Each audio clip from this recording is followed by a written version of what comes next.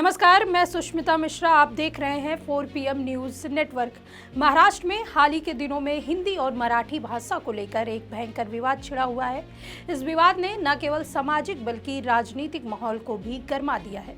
Samajwadi party के उत्तर प्रदेश के घोसी से सांसद राजीव राय ने महाराष्ट्र नवनिर्माण सेना के प्रमुख राज ठाकरे पर तीखा हमला बोला और उन्होंने हिंदी भाषियों के खिलाफ कथित बयानबाजी और गुंडागर्दी को लेकर कड़ा एतराज जताया है। राजीव राय ने अपने बयान में कहा कि देश का कोई हिस्सा केवल भाषा के आधार पर किसी का निजी नहीं हो सकता। सपा सांसद के इस बयान ने महाराष्ट्र की राजनीति में एक नया तूफान खड़ा कर दिया है। आपको बता दें कि महाराष्ट्र में मराठी अस्मिता और भाषा को लेकर समय समय पर विवाद उठते रहे हैं। यह विवाद विशेष रूप से तब और तेज हो जाता है जब मराठी भाषा और संस्कृति को गैर मराठी लोगों, खासकर हिंदी भाषियों से खतरे की बात की जाती है। इस बार विवाद का केंद्र महाराष्ट्र नवनिर्माण सेना के प्रमुख राज ठाकरे और उनके चचेरे भाई शिवसेना यूबीटी के नेता उद्धव ठाकरे हैं। दोनों नेताओं ने हाल ही में मराठी भाषा को बढ़ावा देने के लिए एक मंच साझा किया, जो लगभग 2 दशकों के बाद उनकी एकजुटता का प्रतीक था। वहीं यह विवाद तब और भड़क गया जब मनसे के कुछ कार्यकर्ताओं ने कथित तौर पर एक फूड स्टॉल मालिक की पिटाई कर दी क्योंकि वह मराठी नहीं बोल रहा था। इस घटना ने हिंदी भाषी समुदाय को नाराज कर दिया और सामाजिक और राजनीतिक हलकों में तीखी प्रतिक्रियाएं सामने आने लगी। समाजवादी पार्टी के सांसद राजीव राय ने इस मुद्दे पर अपनी आवाज बुलंद की और राज ठाकरे को कायरता का प्रतीक बताते हुए कड़ा हमला बोला।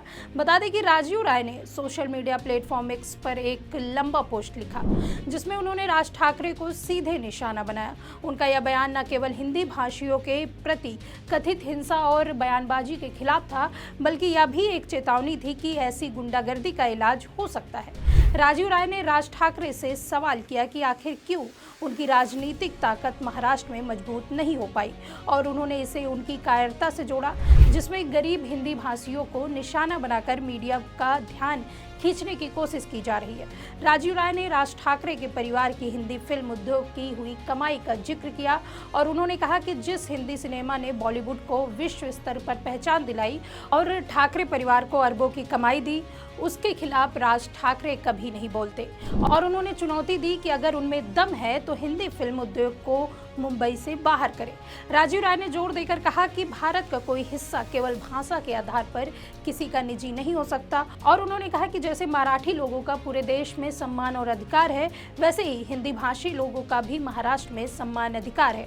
उन्होंने छत्रपति शिवाजी महाराज को पूरे देश का नायक बताया। राजीव राय ने सख्त लहजे में कहा कि गुंडागर्दी का इलाज हो सकता है और वह ठीक भी हो सकता है और उन्होंने राज ठाकरे को आत्मचिंतन करने की सलाह दी और कहा कि भारत की पहचान अतिथि देवो भव की भावना से है, न कि हिंसा और गुंडागर्दी से। राजीव राय ने बॉलीवुड के सितारों की चुप्पी पर भी दुख जताया और उन्होंने कहा कि हिंदी सिनेमा जो महाराष्ट्र की अर्थव्यवस्था और मराठी परिवार के लिए महत्वपूर्ण है, उनके खिलाफ होने वाली बयानबाजी पर बॉलीवुड को बोलना चाहिए। राज ठाकरे महाराष्ट्र नवनिर्माण सेना के संस्थापक और प्रमुख हैं। लंबे समय से मराठी अस्मिता और मराठी भाषा को बढ़ावा देने के लिए जाने जाते हैं। उनकी राजनीति का मुख्य आधार मराठी मानुष और उनकी संस्कृति की रक्षा रहा है। हालांकि उनकी यह विचारधारा कई बार हिंदी भाषी समुदाय के खिलाफ आक्रामक बयानबाजी और कथित हिंसा के रूप में सामने आई। हाल ही में राज ठाकरे ने अपने कार्यकर्ताओं को यह कहते हुए सुर्खियां बटोरी कि पीटो, लेकिन इसका वीडियो मत बनाओ। वहीं इस बयान को हिंदी भाषियों के खिलाफ हिंसा को बढ़ावा देने के रूप में देखा गया। इसके बाद ठाणे के भैंदर में मनसे कार्यकर्ताओं द्वारा एक फूड स्टॉल मालिक की पिटाई की घटना ने इस विवाद को और हवा दी। आपको बता दें, उद्धव ठाकरे शिवसेना यूबीटी के प्रमुख हैं और राज ठाकरे हाल ही में मराठी भाषा को बढ़ावा देने के लिए एक मंच पर आए। यह घटना 5 जुलाई 2025 की है, जब दोनों ने महाराष्ट्र सरकार की त्रिभाषा नीति को रद्द करने की जीत का जश्न मनाया। इस नीति के तहत स्कूलों में हिंदी और अन्य भाषाओं को अनिवार्य करने की योजना थी, जिसे मराठी अस्मिता के लिए खतरा माना गया। हालांकि उद्धव ठाकरे ने बाद में यह स्पष्ट करने की कोशिश की कि उनकी पार्टी हिंदी के खिलाफ नहीं है। यह बयान संभवतः हिंदी भाषी मतदाताओं को नाराज करने से बचने की रणनीति है, क्योंकि मुंबई और उनके आसपास के क्षेत्रों में हिंदी भाषी समुदाय की आबादी काफी बड़ी है। जानकारी के मुताबिक मुंबई और उसके उपनगरीय क्षेत्रों में लगभग 35 लाख हिंदी भाषी लोग रहते हैं। ये लोग न केवल आर्थिक रूप से महत्वपूर्ण हैं, बल्कि राजनीतिक रूप से भी प्रभावशाली हैं। पिछले विधानसभा चुनाव में लगभग हर राजनीतिक दल ने हिंदी भाषी उम्मीदवार को मैदान में उतारा था, जिससे इस समुदाय की ताकत का अंदाजा लगाया जा सकता है। हिंदी सिनेमा, जिसे बॉलीवुड के नाम से जाना जाता है, मुंबई की अर्थव्यवस्था का एक प्रमुख हिस्सा है। यह उद्योग ने न केवल हिंदी भाषी लोगों के लिए रोजगार का स्रोत है, बल्कि हजारों मराठी परिवारों को भी आर्थिक सहारा देता है। महाराष्ट्र में सत्तारूढ़ महायुति गठबंधन, जिसमें भारतीय जनता पार्टी, शिवसेना, शिंदे गुट और एनसीपी शामिल हैं, उनमें त्रिभाषा नीति को वापस लेने का फैसला लिया। वहीं यह फैसला राज ठाकरे और उद्धव ठाकरे की रैली के बाद लिया गया, जिसे मराठी अस्मिता की जीत के रूप में पेश किया गया। हालांकि इस नीति के यू टर्न ने हिंदी भाषी समुदाय में असंतोष को जन्म दिया। वहीं यह विवाद केवल राजनीतिक नहीं, बल्कि सामाजिक और संस्कृति स्तर पर भी महत्वपूर्ण है। भारत की पहचान उसकी अनेकता में एकता की भावना शामिल है। भाषा के आधार पर लोगों को निशाना बनाना इस भावना के खिलाफ है।